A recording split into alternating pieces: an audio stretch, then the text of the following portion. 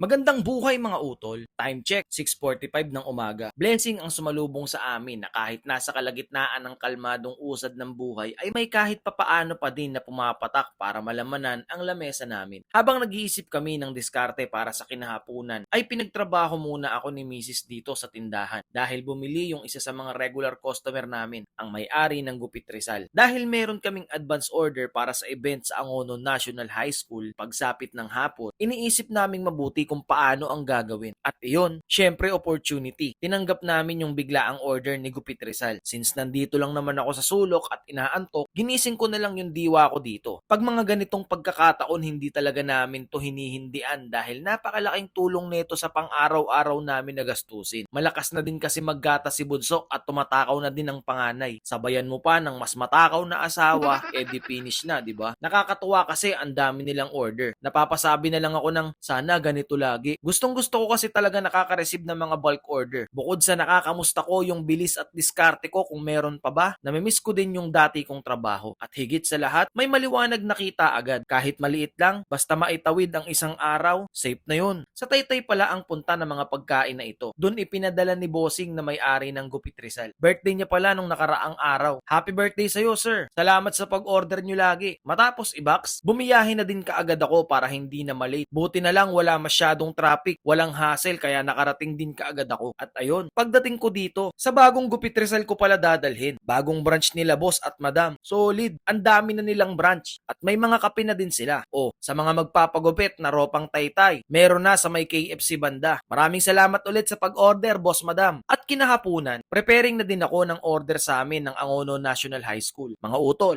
nakatulog ako niyan ha. Baka magtaka kayo kung saan ako kumukuha ng lakas. Siyempre sa tulog. At matik, sa mga anak at asawa ko. Sabayan mo pa ng pangarap na sariling bahay para sa nanay mo, talagang gaganahan ka kahit gaano pa karami yan. Trabaho, side hustle, pag-create ng mga content, basta lahat ng pwedeng pagkapirahan, papasukin ko yan. Kaya lahat ng mga aya sa akin ng mga luma kong barkada, pasensya na muna kayo ha. Future na kasi ng pamilya ko ang nakasalalay dito. Wala kasi talaga akong matatawag na easy money. Lahat ng pumapasok na barya-barya ay kailangan yung mental at physical nating anyo. Tsaka na lang tayo magharap-harap sa lamesa pag mahahalagang ganap na lang. At ayun, nakakatawa din yung order na to kasi yung eskwelahan na dadalan ko nito ay doon ako nag-high school ng 10 years. Ay doon pala ako graduate. Si Utol Clips at ang SME niya pala ang kasama natin ngayong hapon sa trabaho. Follow nyo din yan si Utol dahil solid ang mga content niyan. Matapos namin i-box ay bumiyahin na din kaagad ako. Kaso yung kalsada, ibang-iba sa kaninang umaga. Napaka-traffic pero hindi rin naman nagtagal ay nakalagpas na din agad ako. At habang binabaybay ko ang kalsada dito sa labas ng eskwelahan ay napakaraming memories ang sumagi sa isip ko. Nakakamiss yung maging estudyante na lang ulit. Yung iisipin mo na lang kung mga anong oras ka ba magbabakod. At ayun, si Ma'am Paguyo ang umorder sa amin at siya din ang nag-assist sa akin dito. Ibang-iba na yung eskwelahan na to. Ang dami ng mga rooms na bago. Pero yung canteen 1 buo pa din. Legend! May order din pala sila madam sa amin na snack at i-deliver ng 11 PM. Lugaw ang naisip nilang merienda. Wala kaming lugaw pero marunong naman ako tsumamba kaya kinuha ko na din. Sayang din kasi talaga. Dinala na din namin matapos maluto para sure na mainit at ma-enjoy nila ng husto.